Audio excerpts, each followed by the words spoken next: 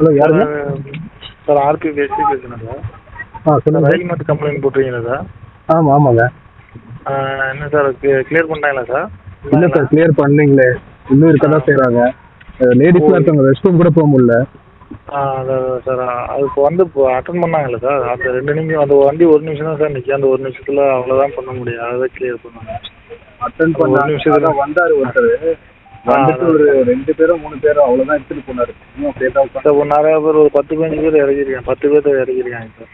இறங்கிருக்காங்க. அது இல்லை சொல்கிறேன், அவங்க இருந்தவங்களாம் இறங்கிட்டாங்க. டோரில் இருந்தவங்கள அந்த வண்டி 1 நிமிஷம் தான் நிற்கும். அதனால் அதில் முடிஞ்ச அளவுக்கு இறங்கிருக்காங்க. நான் இது திருப்பி கம்ப்ளைண்ட் பண்ணுமா? இல்லை சார், இல்லை அப்போ அடுத்தடுத்த ஸ்டேஷனில் அப்படியே இறங்கிடுவாங்க சார் அவங்கள. வண்டி கண்டினியூ நிற்க வைக்க முடியல சார். வண்டி நிற்க முடியாதுல்ல சார். கண்டினியூ நிற்க வைக்க முடியாதுல்ல சார் வண்டியை. சரி. ஆமாம் சார். அதான் கொஞ்சம் கஷ்டமாக இருக்குது எனக்கு. அதுதான் குழந்தையெல்லாம் வச்சுருக்குறோம். எனக்கு அதுதான்.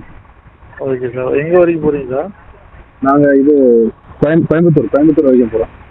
கோயம்புத்தூர் வரைக்கும் போகிறீங்களா சார்? ஓகே. இந்த மாதிரி வண்டிலாம் நம்ம போடவே கூடாது சார். நார்த்லேருந்து வர வண்டிலாம் நம்மளால இந்த மாதிரி வண்டியை இப்படி தான் இருக்குது. நம்மளே நிறைய வண்டி இல்லை சார். சேரங்க ஈரங்களாம் இருக்குல்ல சார்? ஏன் சார் இதில் போட்டீங்க? தெரிஞ்சிருந்தா கண்டிப்பாக போட்டிருக்க மாட்டேன். தெரியவே அதான் சார், நார்த் சைடு வண்டியே போடவே கூடாது சார். இதுவே சொல்லலாம். சரிங்க சார், நான் ஸ்டாஃப்கிட்ட சொல்கிறேன் சார். மீதி அட்டன் பண்ண சொல்கிறேன்.